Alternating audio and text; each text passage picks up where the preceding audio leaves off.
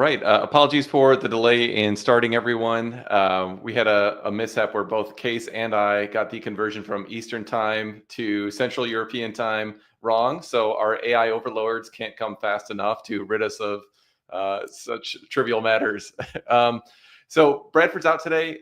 For those of you who don't know, Case is a really great voice in the Tesla community. He works for MisterGreen, which is a very large fleet operator, at least provider of Teslas and other EVs, but mostly Teslas, I think, operating out of the Netherlands, but with a presence throughout Europe. Case has done a really great job tracking the regulatory approval process of Tesla in China. So we're going to talk about that, a great article he wrote recently, as well as a few other things. So Case, thanks so much for coming in. Thanks for having me. And well, kudos to you on the pronunciation of my first name. A lot of people think I'm Kees, but yeah, it's Kees. It's a typical Dutch name. So now is Roelandschap, and how bad did I butcher the last name? It's I don't think you'll get closer, but it's Roelandschap. Roelandschap. Okay, Roelandschap. So you know what's funny actually is so Case actually came to the United States 2.5 years ago now, I think, with Mark from MisterGreen. I think it was late October, early November 22, I guess. Yeah. So I actually have a video that you and Mark made at that time, and he said your name, and my daughters actually like to watch it from time to time. So I know your name just from watching Mark say it so many times in that video. Wonderful. Yeah, it was wonderful meeting you guys back then. So yeah.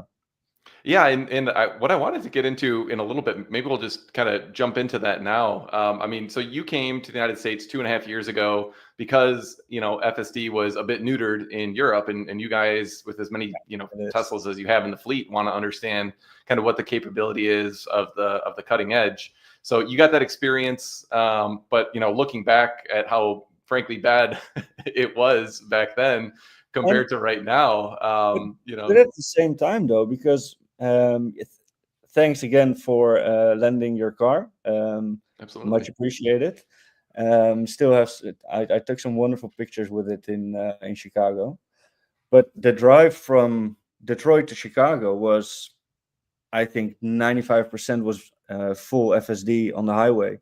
And the only time it got into a weird situation was after I got off the highway, actually into a suburban area. But still, it kind of amazed me with version 10.69. But it was also reckless at some point, and especially in downtown Chicago, it was dangerous, breaking a lot of rules. So the jump we've seen right now on for V13, yeah, can't wait. And have you driven a kind of latest and greatest version since that time, or have you been in Europe since then? No, haven't returned to the States since my last visit. So 10.69 was the magical number that I was left on. Yeah. And I think most of the audience watching is probably U.S. based or North American based, at least. I'm curious if you could maybe just give us an overview of what it's like for European FSD owners right now. Like what is the actual functionality that's on the ground, and how does that compare to like what comes basic with autopilot on every Tesla? Because it seems like it's a pretty limited step up in capability. It's very, very limited. Well, we of course also have EAP, enhanced autopilot, and right now the only differentiating bit between the difference between FSD and EAP is only the automatic braking for stoplight and stop signs. Okay. But still, it also brakes for a green light, and then you would need to manually approve that it's indeed a green light and you can pass. So yeah, in essence, like the functionality of FSD is very limited here. So even though I'm a big proponent of FSD, I still held off from like purchasing it for my own vehicle. However, at MisterGreen, we have been actually since Autonomy Day, we've been very much into FSD and believe that is the future. And I still hold that belief as well. But that belief, like the hype train was so real back in 2020. and everybody was on the whole bandwagon. But actually, FSD in the Netherlands and EAP have become significantly worse through legislation, actually. So, like, also the conviction or the belief that Tesla is going to be the winner in the space, it's not a reality for people here in Europe, only for like people inside the Tesla community. Yeah, so it's a big difference compared to what you guys get to experience over there, as well as the Chinese right now. Yeah, and it seems like so much of that is just driven by what strikes me as bad regulations. Yeah, I don't want to put you on the spot to say that, but I mean it like so. I'm hoping you can kind of set the stage, because yeah, I've been kind of tracking this and tracking your comments on it over time, and it just seems like the FSD approval process keeps getting pushed out, and we're kind of we get this bit of hope that it might be coming quote unquote soon, and then something happens and it's kind of kicked down the road. And then the last time I kind of got excited about it, I don't even remember when this was, but when the kind of update that we got came in, it was like FSD was going to have to prove in every single situation that it was like exactly predictable how it would react, which is impossible with a neural net that is essentially like a black box, and it's not deterministic. So to me, that I wasn't sure if that was like an intentional effort to kind of neuter autonomy, or if it was just like bad legislation. So no, like in essence, like the whole ideal behind wanting to have harmonized regulations for a global introduction of a new technology is in essence, of course, something that's good. But the process leading up to where we're right now has been different, because first we had like these emergency braking systems, and the advent of like ADAS systems such as lane keep assist and stuff. What generally happened is, for each and every safety system, a very strict framework was placed before you could unleash this safety feature and deploy it on a car, because in the end it's all about protecting consumers and the end users of the software. And as ADAS grew more advanced, it started to become more and more difficult. So in the beginning, the autopilot systems until, let's say, 2018, 2019, were actually functioning well above and beyond what we're experiencing right now. And then there was a regulation from the top of my head that's 157, so UN Reg 157, 157. That's for automated lane keeping systems. And you have also number 79. That's for steering equipment. But there's so much overlap and restrictions that in practical scenarios, it's rendered useless actually. And in a lot of instances, it actually becomes pretty dangerous. Like the fact that for a lane change, you have a maximum amount of 5 seconds.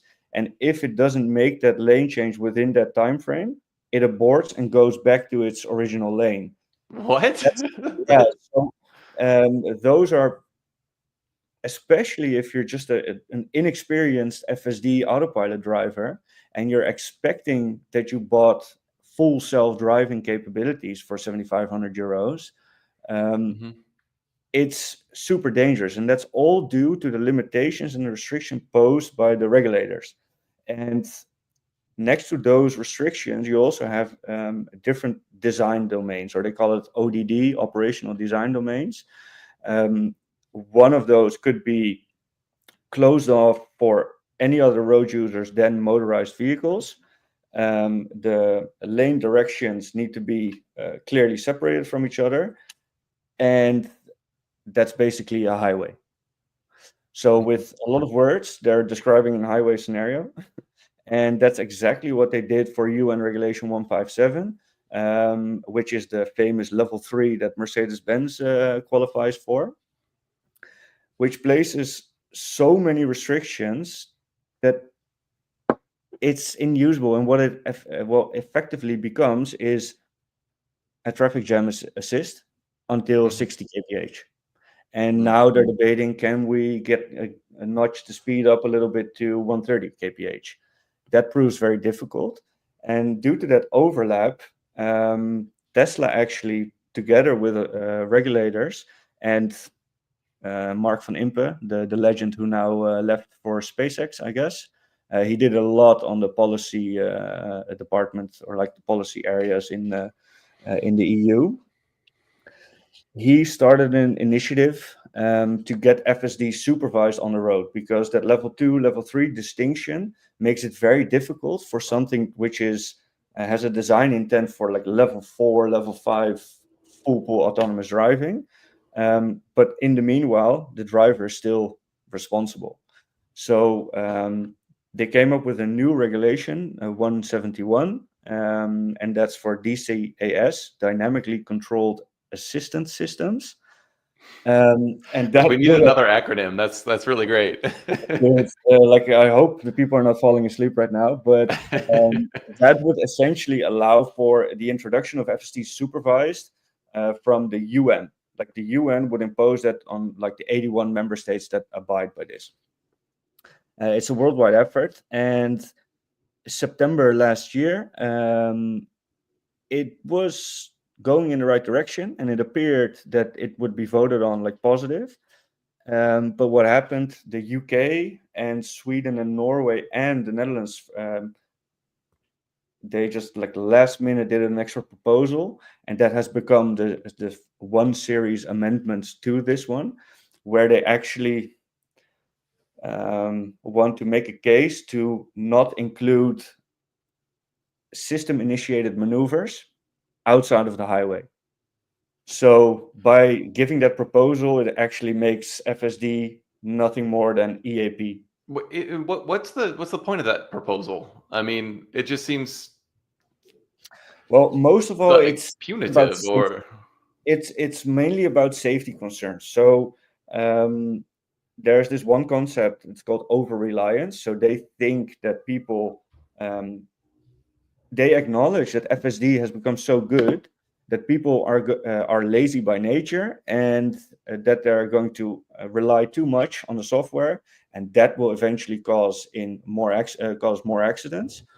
Or what they also state is that they want to gather data or establish a baseline of human driving, and want to now prove or find proof for diminishing of capabilities of people that actually de-learn how to drive. That argument, I think, like, driving is almost like riding a bike. Once you've learned it, you can't really unlearn it with like some factors not taken into account. But it just seems like this is having the opposite effect of what they'd want. I mean, if the concern of all these regulations is ultimately safety, which I think it like that should be the concern, right? The point is, wouldn't getting like a more capable system out as widely as possible, I mean, maximize the safety? And like, to me, it just seems like you've got a perfect use case, or I guess test you could see. Like, are there instances of people forgetting how to drive in the United States where this is live, or are there instances of significant increase in accidents because people are getting too comfortable with the system? Like, it just, I mean, as a user of this FSD system, it just seems so laughable that they'd be like holding off life-saving technology for those reasons. Sense, because, well, I compare FSD and like the whole development trajectory of FSD as a human driver learning how to drive. So in essence, it's a student driver. Students make mistakes. Heck, even graduated drivers who passed the driver's license, they are usually young, more reckless, more inclined to have accidents. So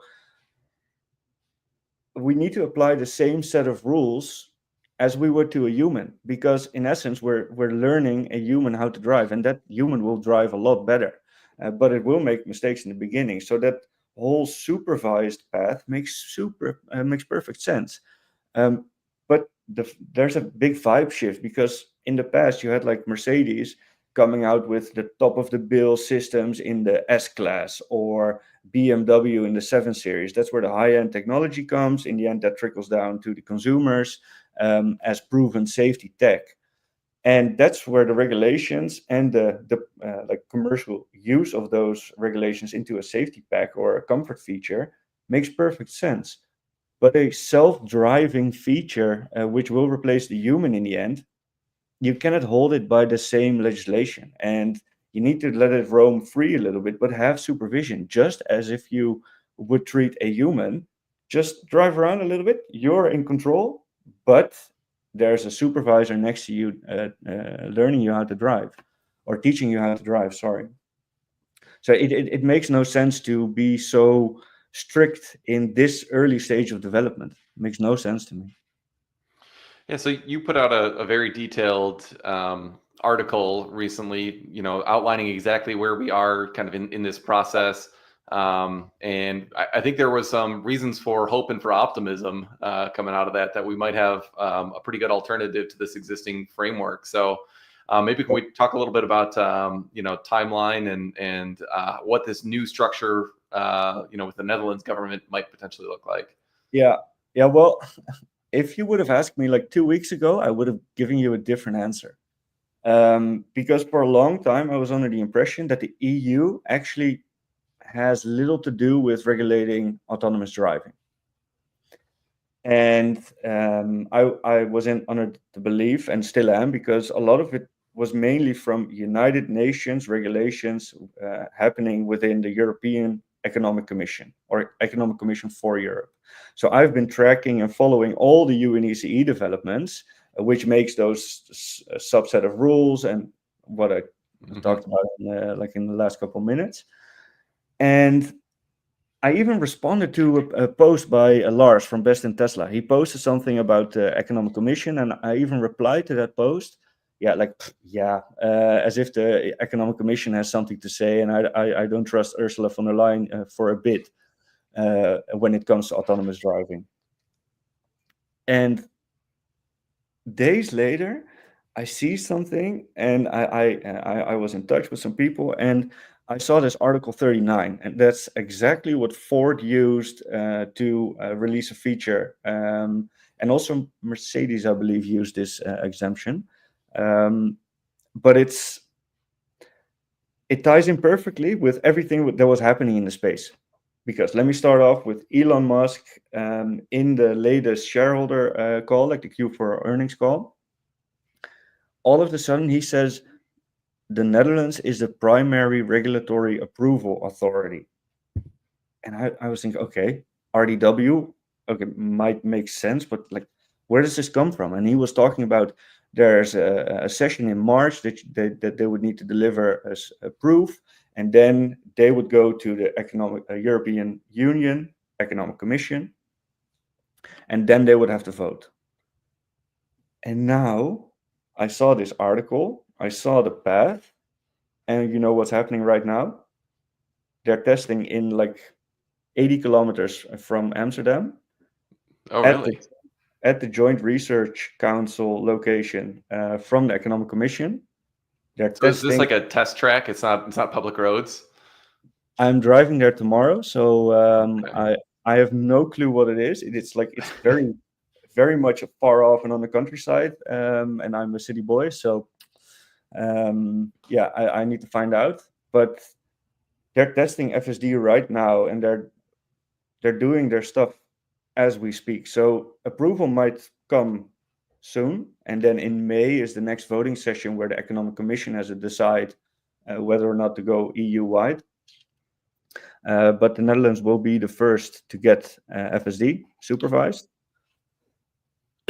if approved. And then what it triggers is, because the RDW is like the European type approval authority, that sends a signal to the European Union and all its member states, and then member states can decide whether or not they pre-approve and take over this FSD approval by the RDW. And then, in May, we can see a more widespread adoption or introduction of FSD. So let me try to summarize everything you said and see if I got the main points right. So this testing is ongoing right now in the Netherlands. Approval could be in weeks for FSD in the Netherlands. Is that accurate? It might go that quickly, because if Tesla makes a good case for FSD, delivers the data that proves that it's as safe as a human being, and like meets all the safety and environmental requirements, then the RDW, the Dutch type approver, can decide to grant exemption for FSD to be released in Europe before the whole global regulatory framework is done. Okay, so it would be Europe-wide initially, and then in May it could go worldwide for this UNECE approval. Is that right? Starting in the Netherlands, because RDW first and above all regulates the Netherlands, but it's also the European Type Approval Authority. So member states like France or Germany can decide to just take this ruling and say, okay, we're going to allow it as well. But I'm not sure if that's going to happen. So March or early April approval FSD only for the Netherlands. Then we go, might see it to other countries. And then from, let's say, May until June, July, we'll see more and more governments actually introducing the legislation. And I'm curious about the criteria. You said safer than a human. Now, is that the combination of FSD with a driver, or is it like, FSD on its own needs to prove that it's... Well, the safety requirements was actually not that easy for me to find. So in the draft legislation that's being made from the United Nations right now, it states that it must be as safe or safer than a human. That's a very high level like regulation that they're drafting right now. But for the EU and RDW, I don't know what they do and don't require. So difficult to make that argument there. But Tesla needs to prove based on data. And the whole point with the United Nations legislative path was that they wouldn't take the US data. They wanted EU data. And that's where like even more proof is pointing in the same direction. Did you see my post like of those FSD fleet validation vehicles driving throughout the Netherlands? Yeah, I did see that. Yep. Yeah, so those have been driving around for, let's say, two years. So they're collecting data, internally testing FSD and validating it with LiDAR and all. And now with the data in China and in Puerto Rico and in Mexico and in Canada and the United States with like massive rollout, the data case for Tesla has become a lot more convincing, and makes for a better case for approval. Interesting. So, I mean, that's really exciting. And I think that's something that a lot of investors maybe aren't expecting. Seems kind of similar to the China situation, except maybe that was even more of a surprise, where we just kind of woke up one day and it's like, oh, FSD's in China. Yeah. I was curious when you heard that news and maybe saw some of the first videos, what was your reaction to seeing that? Because I mean, in my mind, Europe and China, kind of roughly comparable size markets that have not had this FSD capability. And so for China, I was always wondering which one would come first. And I sort of thought Europe might come first. And so for China to just drop seemingly out of nowhere was a really big surprise for me. I'm curious what your thoughts are. Early January, I woke up and I thought, what the fuck? Because at first there was this post that somebody saw something in the code or the upcoming update that FSD was about to release, and then like in a matter of days, we're seeing videos, we're like being overthrown with videos right now. So cool to see that in a country like China that it actually works. I think if it works in China, if it works in India, it definitely works in Europe, definitely. Yeah, I watched a lot of those videos of Chinese FSD beta testers, and like it seems extremely competent and capable. I mean, the one kind of point of criticism, maybe there's 2 points of criticism that I somewhat routinely hear on them. One is that it can sometimes disobey traffic laws, like it'll turn from the wrong lane. I think the lanes or something, or bike lanes. It'll go in bike lanes and things like that. And then the other is that it's just like way too cautious when there's a lot of people, like, there'll be a lot of scooters or something like that kind of going through, and the way Chinese drivers navigate that is just by like slowly edging forward, and then when they've can tell someone's stopping, then they just accelerate through that. It's a very much kind of like a negotiating thing. Now the Tesla is going to be naturally conservative, especially when there's unprotected pedestrians or people in a small vehicle like that.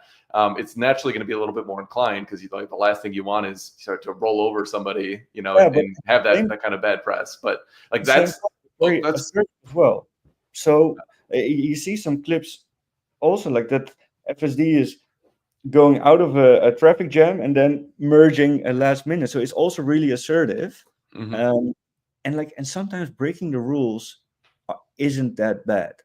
It's how sometimes it's the right thing to do. Yeah, exactly, and it's how you solve some scenarios. For instance, when an ambulance comes your way and you're at a stoplight, and the ambulance or emergency services need to pass, will FSD make the decision to run a red light and make room, or will it just stand and abide the law?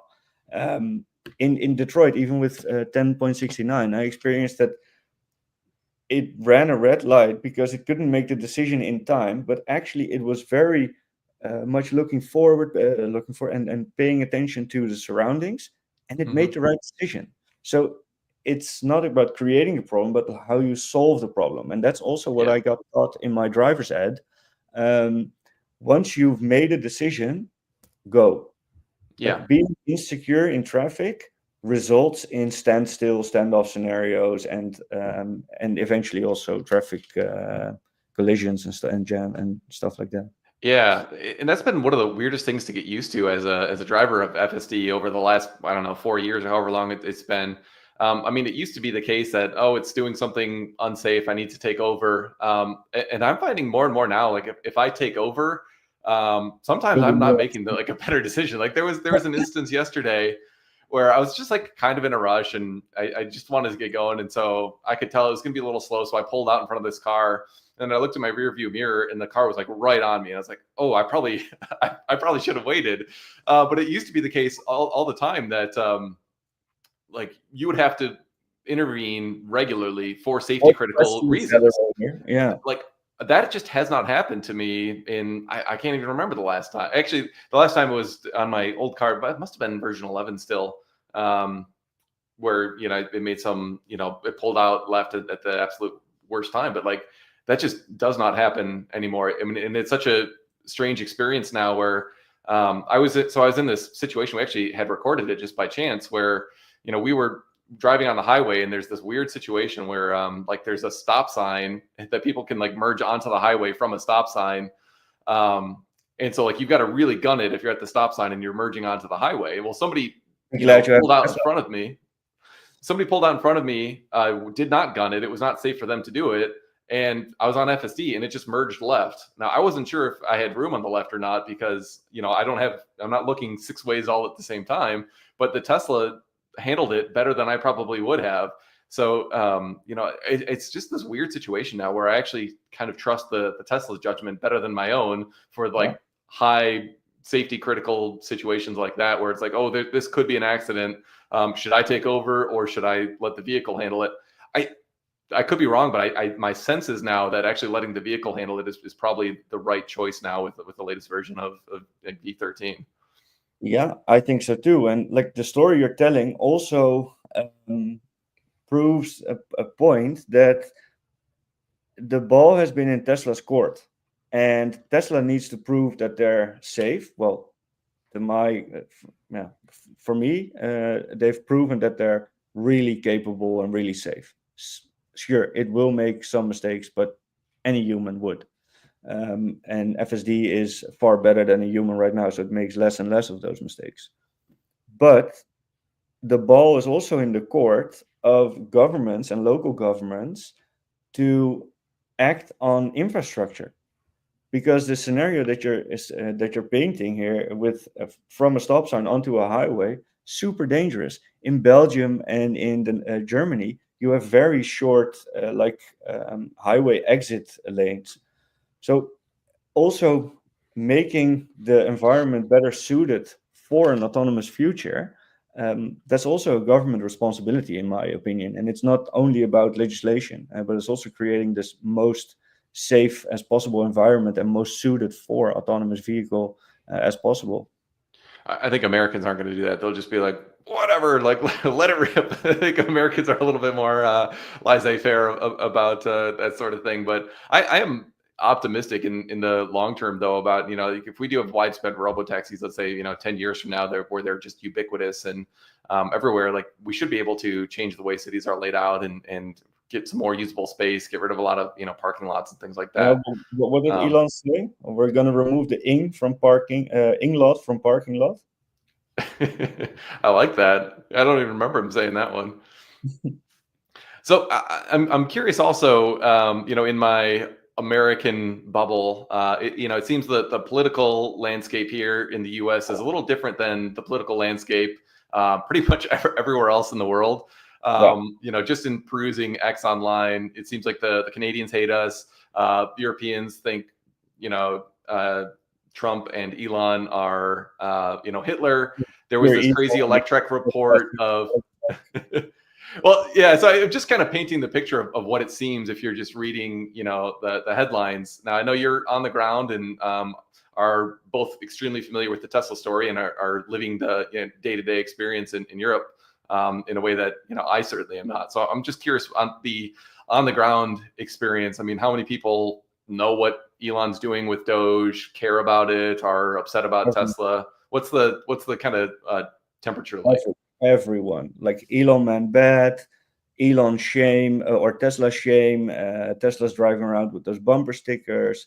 We're getting bombarded with media saying EU Tesla sales collapse, or they have, and 95% of Germany is done with Tesla. So it's very one-sided news, actually, which is sad. And as a Tesla follower for, let's say, 6 years,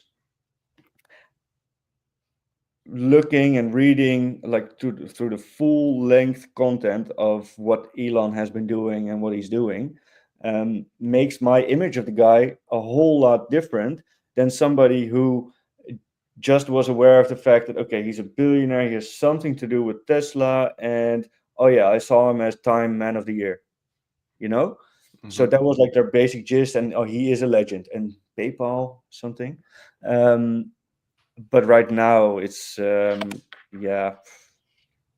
it's weird. It's a really weird experience that American politics has such an impact on the public debate actually here in the Netherlands. It's everything that's being talked about nowadays.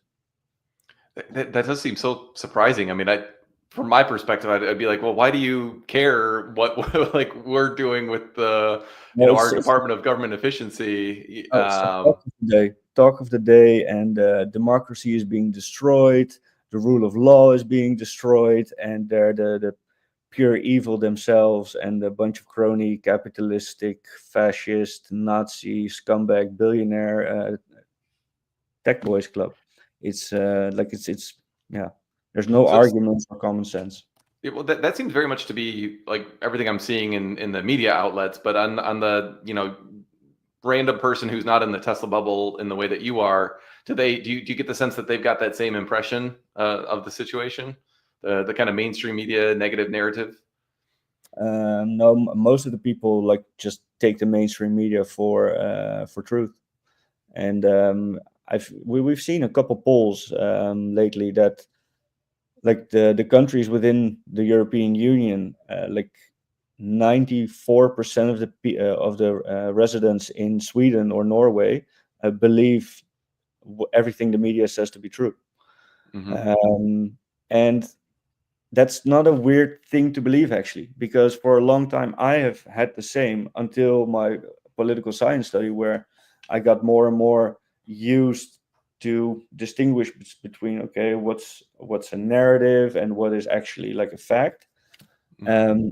And it's been around for ages. Propaganda has been around for ages, but we have come to, and that is a good thing in its own right, that you should respect the media and believe the media, because the media the essence of the media was always to be like an independent fourth power to the state.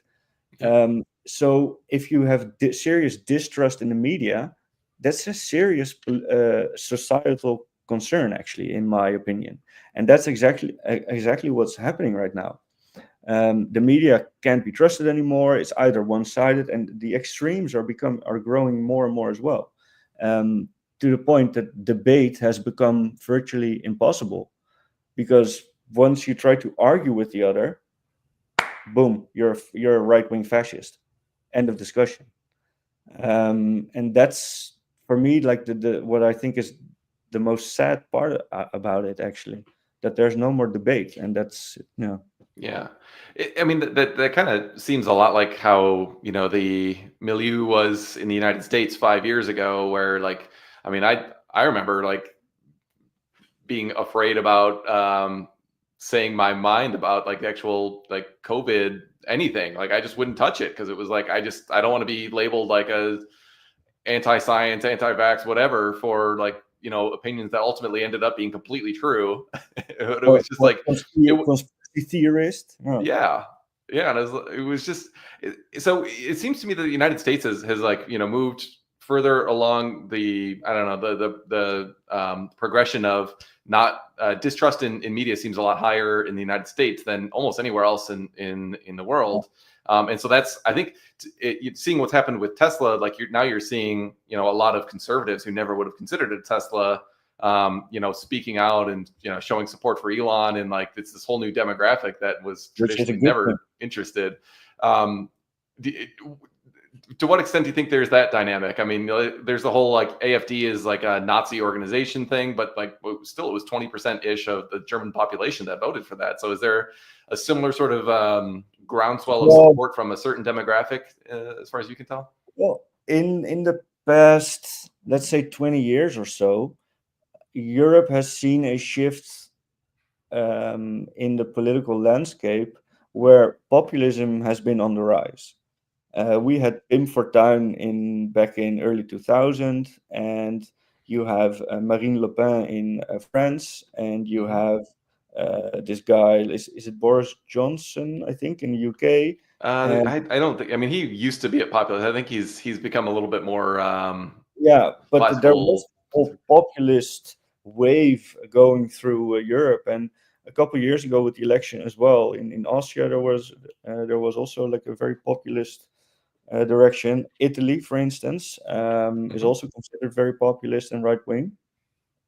And for me, like how I like to explain it for myself, or how I see what's happening, is it's a counter movement, because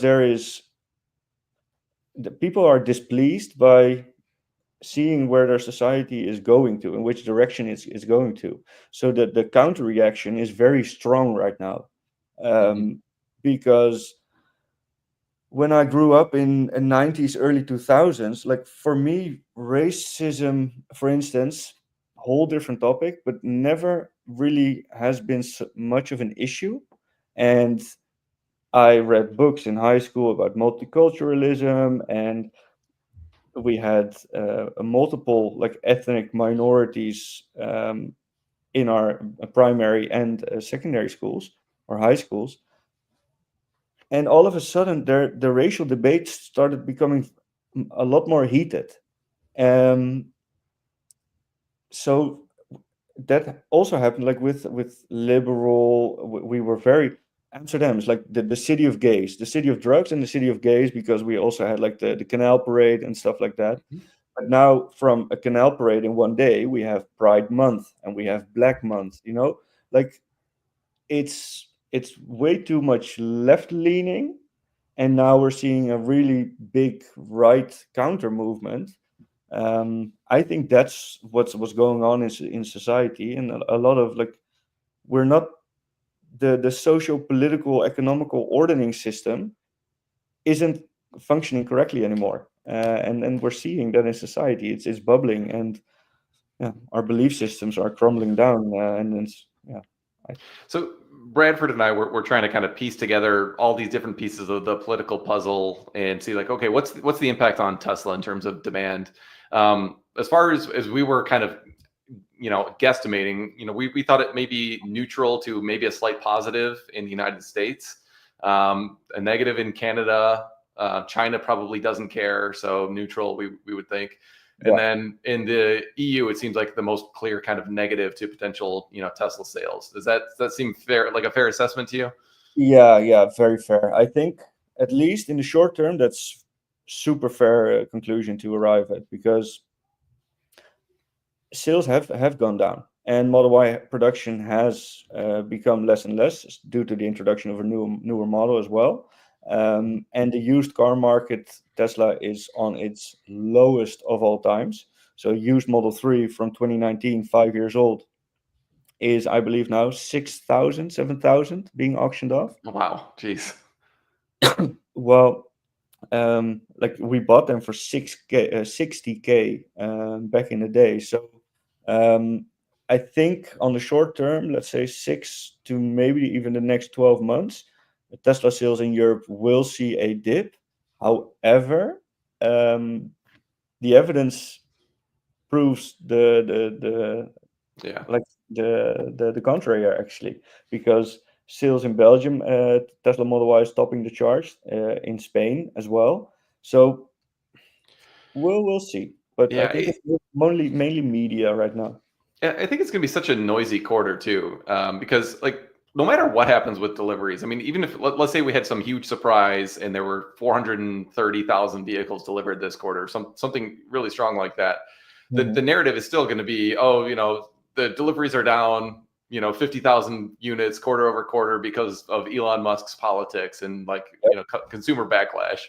So we actually think the number is going to be quite a bit worse than that. But the narrative is still going to be there. Like the answer, like it's like a perfectly teed up answer that or like a headline that these media outlets are going to be able to write. Like, oh, Elon Musk got involved in AFD and sales are down like they're 20%. Headlines are being handed on a silver platter. The only thing they need to do is like pop, kick it in, and boom, we got a headline. And what actually matters, what's actually driving this, is that you've got the 4 factories down for retooling the most popular car in the world. So like that's what ultimately matters. What we want to try to get a beat on is like, where's the steady state demand going to be? And it's. But don't you think that like the car sales business on its own isn't the most important to Tesla anymore? For sure. So like the market and people in general are again looking at stuff with an antique lens actually. But the upside is in energy, the upside is in autonomy, and the upside is in compute power, inference computing, and all the service models that you can put on top of FSD. And that's where the value for Tesla is. The amount of cars, maybe for the coming few years, that's still important, and to replace all other EVs as well. But like the Chinese are doing their part as well. Eventually, the European car makers need to go electric as well. So Tesla doesn't necessarily need to be the biggest selling car manufacturer anymore, because they're not simply a car manufacturer anymore. Yeah, well, and it seems like awareness is still so low on that front. Like literally nobody knows about FSD. Nobody knows. I mean, we were laughing last week because like so many of these conservatives who are just interested in Tesla for the first time, they're like, hey, did you know that like Teslas can actually keep your dog safe? Like, that's kind of cool that there's dog mode. I'm like, that is like 10-year-old information. Like all the stuff from our, the reasons we loved the cars 10 years ago, like new people are just finding out now. And I think we're going to be in this situation where like, okay, more people start to get a little awareness of that. That's going to create some demand. But to me, the big thing is like FSD, like that could actually go from being this thing with a super low attachment rate that's been like frankly really disappointing in terms of its impact on Tesla's financials, to actually pulling demand for the actual metal for the vehicles themselves, because it's such a cool technology. So I think we're getting pretty close to that, but I think your framing of it is just right, that people have this old lens where like quarterly deliveries is the key metric. It's not. And they will keep acting like this until the counter argument has been proven and come to the surface. Yeah. That's what Tesla needs to do. But the longer that happens, the happier I am, because I get to invest my money at a super low cost price. So I'm super glad. Yeah, please, people, stay dumb for a while. Still.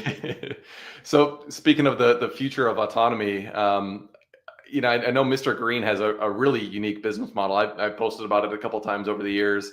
But I think it'd be helpful for people who maybe aren't as familiar. Maybe talk about what you guys do today, and then what your vision is for how you can serve once FSD really is cracked.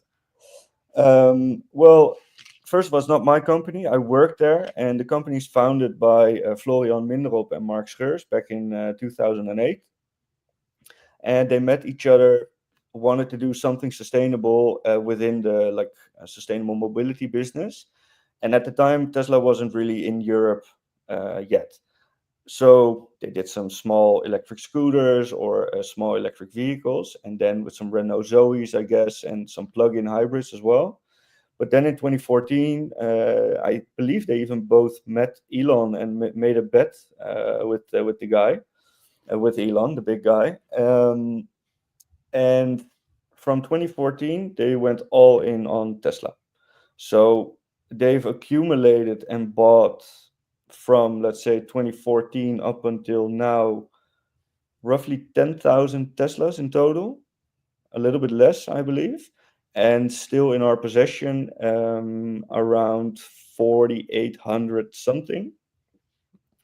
And I believe roughly 40% of those vehicles are already fitted with FSD. So what we did is we had our subscription model of FSD at a very low price of 30 euros a month for the end user. But the idea was, okay, we share in the upside. We actually want to have FSD on our vehicle because we want it. And you also have some benefits right now. We offer it to you just for 30 euros and we pay for the rest because we're betting for the future upside of FSD and having it already. It was like a call. You guys want to operate a Robotaxi fleet in the long term, right? That's the long-term goal, yeah. And that's also the reason why I got into legislation for the first part, because I wanted to know, like, are we making the correct bet, you know? Mm-hmm. But we're now also slowly starting to venture into the United States. And I urge everyone to visit our website, mrgreen.nl/robotaxi. We are actually looking to provide small fleet operators and fleet operators to run their fleets with our expertise and our software and our API connection, and our expertise of running a fleet of 5,000 Teslas.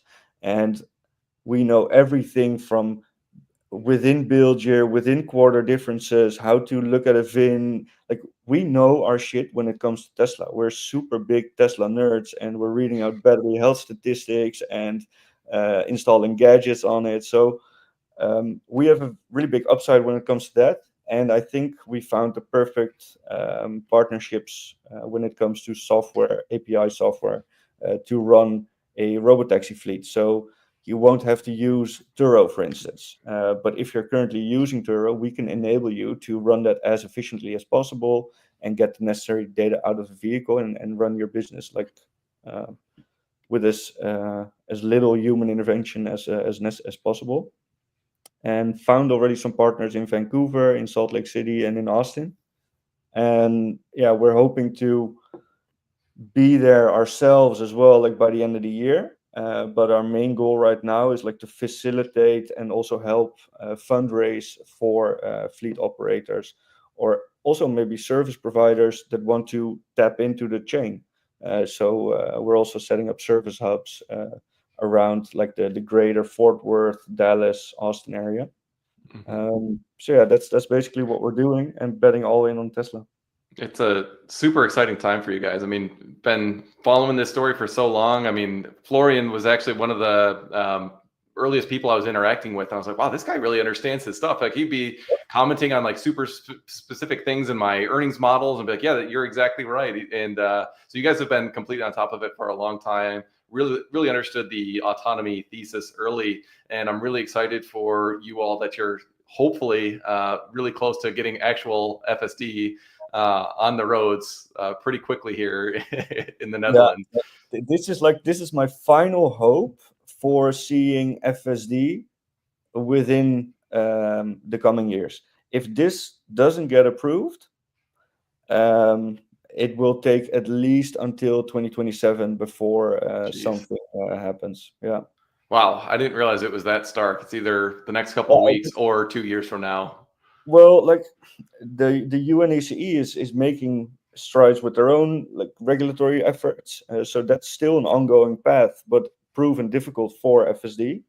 So right now, the EU and the exemption path is it's not a shortcut. It's an existing measure meant just for innovative systems such as FSD.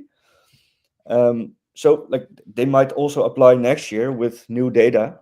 They might do that, but if that weren't the case and like this approval doesn't get through, then the UNECE is the next regulatory process, and maybe late 2026 the European Commission has some regulation in place as well. But it's going to take a while if this doesn't get through. So yeah, fingers crossed, harder than ever, but everything's pointing in the right direction.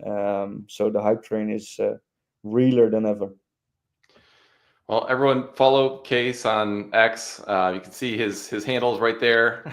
Make sure you're following him because he does really great detailed updates on what's going on with all these regulations, which are super important to the company. So definitely recommend following him. You can also check him out on the Tesla to Mars podcast you guys started recently.